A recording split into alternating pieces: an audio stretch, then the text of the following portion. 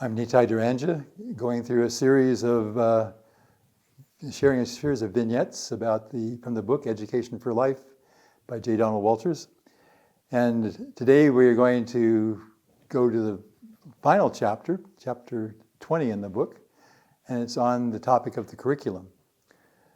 Now, to me, that in itself is significant, that in a book about education, the curriculum would be the last chapter, because my training, when I was training as a teacher many years ago, it was not only the first thing, it was almost the only thing that we ever talked about. It was always, okay, how do we, if the curriculum says we have to do this, how do we teach the multiplication tables, or how do we teach how to write a composition with a opening paragraph and stuff? And I became very frustrated because it felt so hollow that we were talking about this curriculum area, but we hardly ever talked about the kids and getting to know the kids and getting to know what the children were interested in. It was only, this is what you're supposed to teach them, and that's the whole purpose of education. So I was thrilled when I came to Education for Life and saw that it was reversed, that the child was the focal point. And sometimes we call it a child-centered education as opposed to a curriculum-centered education. As you'll see, it doesn't mean that you don't learn things, but it's just that you learn them in an order that makes sense to those particular children at the time that they're ready for it. I remember one little story. I had a boy who was about 6 years old, I think, at the time. And he was completely, for about 6 months, he had no interest in letters or reading or anything. But then one Friday, he came up to me. He was all excited about all of a sudden. He had this little, it was a Willow workbook, and he wanted to take it home with him. And it was a how to read book, a little programmed reader. And I said, fine. And he came back on Monday and he taught himself how to read over the weekend. I mean, not completely, of course, but he learned how to sound out letters because he was ready and he was excited about it at that point. Much more efficient learning than if I had sat him down, 4 months before and probably I would have killed any enthusiasm he had for reading by forcing him to work on something he didn't have any interest in at that point. But anyway, so from the book, we'll get into what makes it different. Here then are suggestions for a new curriculum, workable, I think, even within the present system. Be it noted that this proposed curriculum includes all the standard academic subjects. The main difference is that it defines them in such a way as to invite, rather than merely to tolerate, the inclusion of creative Education for Life principles. So there's 6 of these categories in Education for Life. Our Earth, Our Universe, understanding people, self-expression and communication, cooperation, personal development, and wholeness. Now, when you look at each one of them, you can say, oh, well, this is similar to, so Our Earth, Our Universe contains most of the scientific aspects of a typical curriculum. But what it does, though, it becomes important. Our Earth, our universe, not studying something abstract. How do you connect whatever you're teaching to the child's world? One of our teachers has been teaching a class on ecology this year. And, basically just understanding how things are integrated. But one of the things that he does is he had each child find a sit spot. And the sit spot was someplace in relative nature, as natural as you could get. And they had a series of activities to do in that spot, watching insects, watching maybe a frog or some kind of a vertebrate, or maybe a bird, and then keeping a journal. But it was their spot, and they had chosen the spot themselves because they, for some reason, felt drawn to that spot. Might have been a creek or a tree or something special to them. So it started with our Earth, our universe. A good friend of mine, Joseph Cornell, has developed a worldwide work called Sharing Nature with Children. And one of the ways that first people became aware of it was a long time ago, back in the 80s, in Germany, there was a movement to try to increase children's sensitivity to the environment. And what they did is they watched videos of environmental disasters. They looked and saw what was happening to pollution around the planet, health, and all the kind of unfortunate parts of life. And they had a test before and after about what level of sensitivity the students had. And after they went through the course, they were less sensitive to the environment than before. They didn't want to think about it. And so they thought, oh, that's not the right way to develop this. So they contacted Joseph, and he came in, and what he did is he had created all these wonderful games to play in nature, blindfold games, sensory awareness games. And the children just had a whole lot of fun. They didn't learn as many facts about the environmental disasters, but they developed their love for nature. They enriched them, and when they tested it at the end of the course, they were much more inclined to want to work harmoniously with the environment around them. So our Earth, our universe, focuses on that part. How can we draw on the personal connection before we get to the facts? And so the facts are celebrating something we learned. Well, another example from that, again, it's the same thing. There's a game called Cooperate. What's it called? Well, I can't remember the name of it, but the child sits under a tree, and they've learned about how the tree gives off oxygen, and we give off carbon dioxide. The tree needs carbon dioxide, and we need oxygen, so it's reciprocal. And so they take that into sitting underneath the tree and then just breathing consciously and really trying to feel themselves in conjunction with this tree, which is what's happening. The tree is doing that. The tree is giving off oxygen, and we're taking it in. We're giving off carbon dioxide, but you're just consciously and develop that rapport with the tree. So same thing.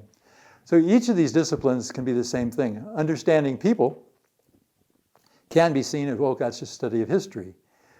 And, I don't know if you had that when you were growing up, but I remember history was a very boring topic because all we did, we memorized dates, we memorized kings, and it was very abstract, had nothing to do with us.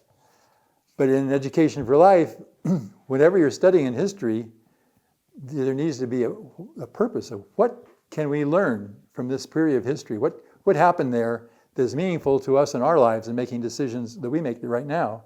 So you're always looking for, how political leaders lead their country.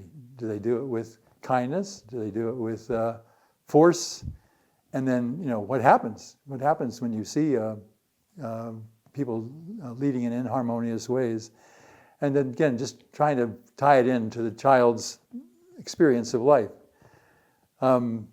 Self-expression and communication, the third one, is about, the key word there is self, because it covers things that you usually do in English and literature and composition, but you always are trying to use it as a tool for awakening the child to his awareness, inner awareness of how he feels about things. A poignant story is one of my outstanding students that I ever worked with, always very top student, always did all of her work and always straight A's. So when she graduated from our high school, she was accepted to one of the top colleges on the West Coast of the United States. And she went to the class and turned in her first paper and came back with a C on it. And she's just surprised. She'd never gotten a C before. I don't think she'd ever gotten a B before. And she went to the professor and said, what happened? Why did I get a C? He said, oh, you put your own ideas in the paper. And she says, we don't want that. We just want to know what you think about the book that I assigned to you. And so she looked at him and was like, my goodness. And so she never had anybody. She had the teachers who always wanted to know what she thought about things. So she went back, she rewrote the paper and got an A, and took out all of her own thoughts, and it became a very boring paper. But then after one semester, this is the top rated, one of the probably 4 or 5 top rated schools on the West Coast. And she just decided there's nothing here for me to learn. It's all static and impersonalized, depersonalized. So, so in Education for Life, we would cover the same things. You would cover, how to express yourself clearly, but the starting point is yourself, and then you can incorporate other things. So again, the child is engaged in the education right from the beginning, and you do the same thing with things like the other 3: cooperation, personal development, and then wholeness.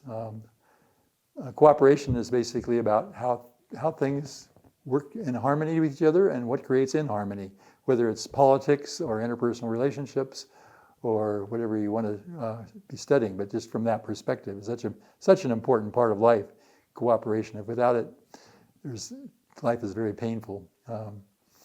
So the 5th one was personal development, which is just developing the body, mind, soul, all these different aspects of life. And then the final one, wholeness, is just emphasizing this integration of everything, how everything is echoed in other parts of life. Some samples are like gravitation, something you study in physics. It's a force that exists throughout creation. Well, in Education for Life, you might look at how does that apply to human relationships in the sense of attraction? Is attraction similar to gravity? How do you account for these kind of forces in life? There's just you can go on and on with different ones like that. But you're always again trying to make it something that's meaningful for the child from their experience of life to that point, and then life unfolds in a very organic way, and your curriculum unfolds in a very organic way. Sometimes, as an Education for Life teacher, you don't know where you're going, but you start off, and then you watch your students what they are interested in, what they respond to. I did a course a year ago we called it wholeness, and I didn't know more than the first unit. I'd say I decided I wanted to start with an old story. For most young people, it's old, but for me, it was back in the 70s. It was called Jonathan Livingston Seagull. And we read the book together. And it was all about having the courage to be yourself and to break out of, just kind of the ruts that people get themselves caught in. But from that, it led to the next unit. And we ended up, I forget which the next one was, but anyway, we got into studying Abraham Maslow and his hierarchy of needs. And we ended up with the hero's journey from the study of mythology that Joseph Campbell pioneered. And so at the end of the year, I looked back and I could see, oh my gosh, look at this. We just went from one topic to another very organically, very naturally. But I didn't have it in my head ahead of time, and I was tuning into these because you could see what caught the students' attention. Somebody might be talking about needs, and then Abraham Maslow, and we moved that way. So and some people use the word emergent, an emergent curriculum, which is basically you write your lesson plans after the fact, which is almost heresy because if you went to the school that I did with training, you have to write your lesson plans ahead of the time, which basically kills all the creativity and enthusiasm you might have for learning, and your students probably in the process. So this approach of Education for Life really is, as Mr. Walters says, is revolutionary because it changes the focus of education. It changes the perspective. Again, and it refocuses on the child, the individual child, catches their interest, and then supports their growth, which is badly needed on the planet today. And that's why we're putting these videos out and this book out. If you want to continue with Education for Life, please look us up on the web, edforlife.org, or you can attend one of the teacher training sessions that are available. So, hope these have been interesting for you, and I hope that your journey is encouraged by these talks. Thanks.